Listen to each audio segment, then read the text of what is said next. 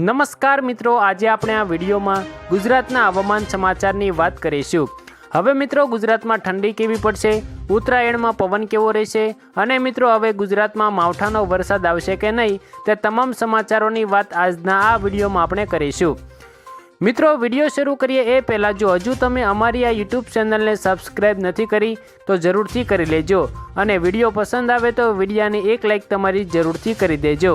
તો મિત્રો આજે સૌપ્રથમ વાત કરીએ તો હાલ ગુજરાતની ઉપર ભારે વરસાદ જોવા મળી રહ્યો છે અને મિત્રો આ વિસ્તારોમાં અત્યારે ભારે પવન ફૂંકાઈ રહ્યો છે અને ધોધમાર વરસાદ પણ જોવા મળી રહ્યો છે। આજે મિત્રો બપોરના સમયે આ વિસ્તારોમાં 2 ઇંચ જેટલો વરસાદ નોંધાયો છે। જો મિત્રો આગામી ઉત્તરાયણના દિવસોમાં ભારે પવન ફૂંકાશે તો મિત્રો ઉત્તર ગુજરાતના વિસ્તારોમાં હળવો વરસાદ પડી શકે છે, જેના કારણે મિત્રો હવામાન વિભાગે ઉત્તર ગુજરાતના સરહદી જિલ્લાઓમાં ભારે પવન અને હળવા વરસાદની ચેતવણી આપી છે। ત્યાર પછી મિત્રો વાત કરીએ તો હાલ ગુજરાતની બાજુના રાજ્યોમાં હવાનું ભારે દબાણ જોવા મળી રહ્યું છે, જે આગામી દિવસોમાં ભારે તોફાની ઠંડો પવન ફૂંકાશે અથવા મિત્રો હળવું માવઠું પડે તેવા સંકેત આપી રહ્યું છે। મિત્રો હાલ જે વિસ્તારોમાં હવાનું દબાણ જોવા મળી રહ્યું છે તે વિસ્તારોમાં વહેલી સવારે તોફાની ઠંડો વાયરો અને બપોરના સમયે ભારે ગરમી જોવા મળી રહી છે। મિત્રો ત્યાર પછી વાત કરીએ તો ગુજરાતની પશ્ચિમ બાજુએ દરિયામાં એક ભારે વરસાદી વાવાઝોડું એક્ટિવ જોવા મળી રહ્યું છે। આ વાવાઝોડું મિત્રો ગુજરાતથી અત્યારે ખૂબ દૂર છે, પરંતુ મિત્રો આગામી સમયમાં દરિયાના ભારે તોફાની પવન સાથે ગુજરાતની નજીક આવી શકે છે। જ્યારે મિત્રો આ વાવાઝોડું ગુજરાતની નજીક આવશે ત્યારે સૌરાષ્ટ્રના પંથકોમાં અને કચ્છના અમુક વિસ્તારોમાં તોફાની પવન સાથે હળવું માવઠું ભૂકા બોલાવશે। મિત્રો આ વાવાઝોડાના સંકટના કારણે હાલ સૌરાષ્ટ્રના દરિયા કિનારાના ભાગોમાં એલર્ટ પણ આપવામાં આવ્યું છે, કારણ કે અત્યારે પણ મિત્રો આ દરિયાકાંઠાના વિસ્તારોમાં તોફાની પવન જોવા મળી રહ્યો છે। હાલ મિત્રો મધ્ય ભારતના વિસ્તારોમાં ભારે વરસાદનું સંકટ જોવા મળી રહ્યું છે, જેના કારણે હાલ મિત્રો ગુજરાતમાં અને ગુજરાતની બાજુના રાજ્યોમાં વહેલી સવારે ઠંડી ભૂકા બોલાવી રહી છે અને મિત્રો બપોરના સમયે પણ ભારે તોફાની ઠંડો પવન ફૂંકાઈ રહ્યો છે। મિત્રો આગામી સમયમાં આ વરસાદી સિસ્ટમ ગુજરાત પર આક્રમણ કરશે, જેના કારણે મિત્રો આગામી દિવસોમાં હજુ પણ ઠંડીમાં ભારે વધારો થવાની સંભાવના છે। હાલ મિત્રો ગુજરાતની ઉત્તર બાજુથી પવન ફૂંકાઈ રહ્યો છે, જેના કારણે મિત્રો ગુજરાતમાં હાલ ઠંડી ભૂકા બોલાવી રહી છે, કારણ કે મિત્રો ઉત્તર દિશામાં રહેલા બર્ફીલા પર્વતોના કારણે ઠંડો વાયરો ગુજરાતમાં ફૂંકાઈ રહ્યો છે, જેના કારણે મિત્રો લોકો વધારે ઠંડીનો અનુભવ કરી રહ્યા છે। ત્યાર પછી મિત્રો હજુ પણ એક મજબૂત વરસાદી સિસ્ટમ દક્ષિણ બાજુમાં પણ જોવા મળી રહી છે, જે મિત્રો આગામી સમયમાં આગળ વધીને ગુજરાતના દક્ષિણના ભાગોમાં હળવો વરસાદ લાવી શકે છે।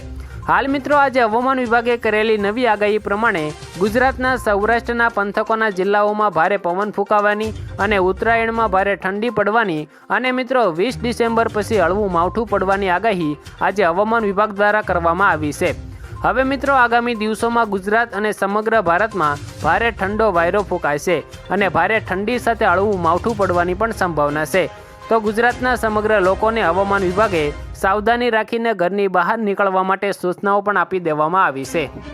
મિત્રો ત્યાર પછી આજે હવામાન વિભાગે કરેલી નવી આગાહી ઉપર એક નજર કરીએ તો મિત્રો ભારતના હવામાનમાં એક મોટો પલટો જોવા મળી રહ્યો છે। ઉત્તર અને મધ્ય ભારતના મોટાભાગના વિસ્તારોમાં હાડ ઠંડક અને ગાઢ ધુમ્મસ જોવા મળી ગયું છે। દક્ષિણ ભારતના દરિયાકાંઠાના વિસ્તારોમાં ભારે વરસાદ અને તેજ પવન ફૂંકાઈ રહ્યો છે।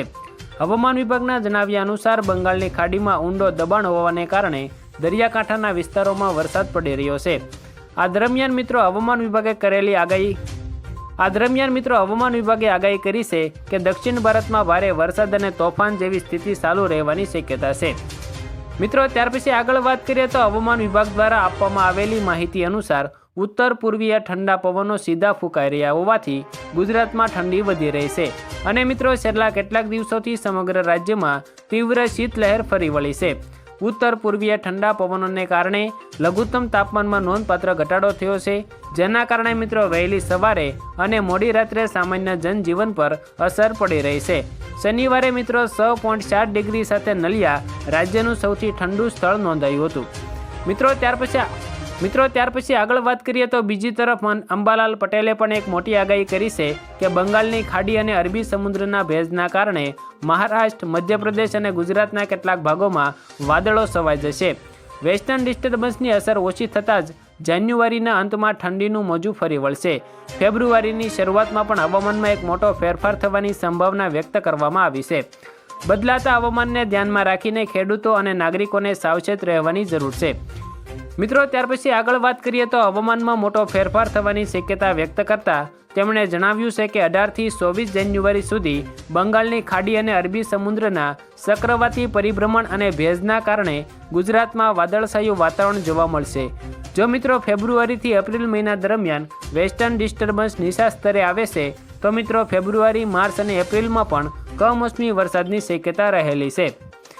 મિત્રો આગળ વાત કરીએ તો હવામાનમાં મોટો ફેરફાર થવાની શક્યતા વ્યક્ત કરતા અંબાલાલ પટેલે જણાવ્યું છે કે 18થી 24 જાન્યુઆરી સુધી બંગાળની ખાડી અને અરબી સમુદ્રના ચક્રવાતી પરિભ્રમણ અને મિત્રો ભેજના કારણે ગુજરાતમાં વાદળછાયું વાતાવરણ રહેશે। જો ફેબ્રુઆરીથી એપ્રિલ મહિના દરમિયાન વેસ્ટર્ન ડિસ્ટર્બન્સ નીચા સ્તરે આવશે તો ફેબ્રુઆરી, માર્ચ અને એપ્રિલ મહિનામાં પણ કમોસમી વરસાદની શક્યતા અંબાલાલ પટેલ દ્વારા વ્યક્ત કરવામાં આવી છે। તો આભાર મિત્રો, આજે આપણે હવામાનના કેટલાક મહત્વના સમાચારોની વાત કરી। જો તમને આ વિડીયો પસંદ આવ્યો હોય તો વિડીયોને એક લાઇક કરી દેજો। ચેનલમાં નવા છો તો ચેનલને સબસ્ક્રાઈબ જરૂરથી કરી દેજો।